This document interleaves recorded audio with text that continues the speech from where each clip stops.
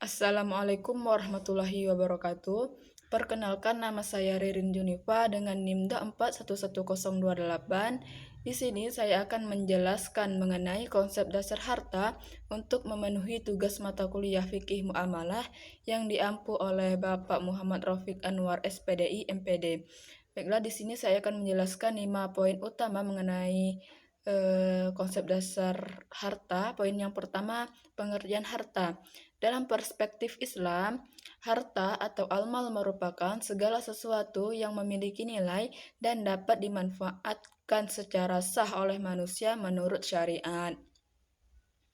Harta tidak hanya sebatas benda fisik seperti rumah, uang, dan tanah, tetapi juga mencakup manfaat atau hak yang bernilai ekonomi.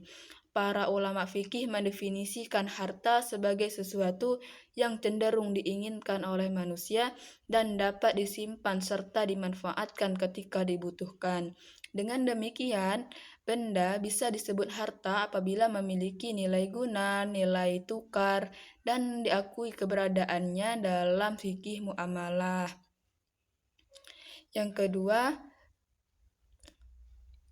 kedudukan harta. Dalam Islam, harta memiliki kedudukan yang sangat penting, namun bukan tujuan utama dalam kehidupan. Harta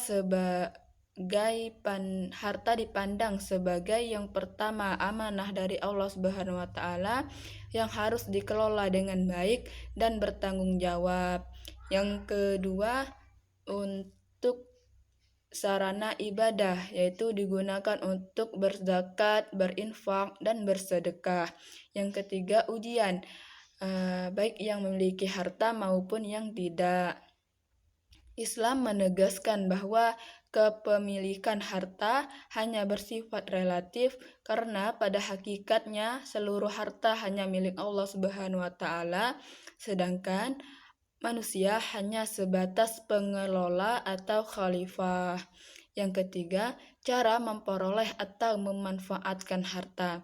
Dalam Islam, cara memperoleh dan memanfaatkan harta harus sesuai dengan prinsip halal dan thayyib. Poin yang pertama, cara memperoleh harta dengan baik dan sesuai dengan syariat Islam. Yang pertama, berdagang. Yang kedua, bekerja. Yang ketiga, warisan. Dan yang keempat, hibah atau hadiah. Adapun cara yang dilarang untuk memperoleh harta, yang pertama riba, yang kedua penipuan, yang ketiga korupsi, dan yang terakhir perjudian. Poin yang kedua, cara memanfaatkan harta secara bijak. Yang pertama, untuk memenuhi kebutuhan diri dan keluarga secara wajar. Yang kedua, untuk sarana ibadah, yaitu seperti berzakat, berinfak, dan bersedekah. Dan yang terakhir, tidak boros atau israf dan tidak kikir atau bakil. Islam menekankan adanya keseimbangan antara memperoleh dan mendistribusikan harta. Poin yang keempat yaitu kategorisasi harta. Dalam Islam, harta didiskualifikasikan dalam beberapa kategori, di antaranya berdasarkan sifatnya.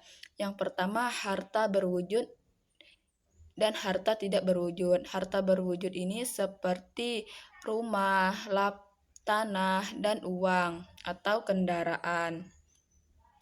Sedangkan harta tidak berwujud ini seperti hak cipta, jasa, dan manfaat. Yang ketiga, berdasarkan penggunaannya terbagi menjadi dua kategori juga. Yang pertama, harta konsumtif dan harta produktif. Harta konsumtif ini yaitu harta yang digunakan untuk kebutuhan sehari-hari, sedangkan harta produktif ini harta yang digunakan untuk menghasilkan keuntungan. Yang ketiga yaitu berdasarkan kepemilikan. Berdasarkan kepemilikan ini terbagi menjadi 3 kategori. Yang pertama, milik pribadi. Yang kedua, milik umum seperti jalan, air, dan fasilitas umum. Dan yang ketiga, milik negara. Yang keempat, berdasarkan kehalalan, terbagi menjadi dua kategori. Yang pertama, harta halal dan harta haram. Harta halal ini yaitu harta yang dihasilkan yang sesuai dengan syariat Islam, sedangkan harta haram ini harta yang dihasilkan secara tidak sah. Poin yang terakhir yaitu fungsi harta. Harta memiliki fungsi yang sangat penting baik dalam kehidupan individu maupun sosial. Yang pertama yaitu fungsi ekonomi untuk memenuhi kebutuhan kehidupan manusia. Yang kedua, fungsi sosial untuk membantu sesama melalui bersedekah, berinfak, dan berzakat.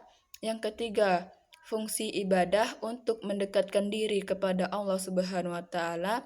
Yang keempat, fungsi pembangunan yaitu untuk meningkatkan kemajuan dan kesejahteraan masyarakat. Dan yang terakhir, fungsi stabilitas hidup untuk menciptakan keamanan dan ketenangan dalam hidup. Baik, itu saja materi yang dapat saya sampaikan. Apabila ada salah kata atau salah penyampaian, saya mohon maaf. Kepada Allah saya mohon ampun. Wabillahi taufiq wal hidayah. Wassalamualaikum warahmatullahi wabarakatuh.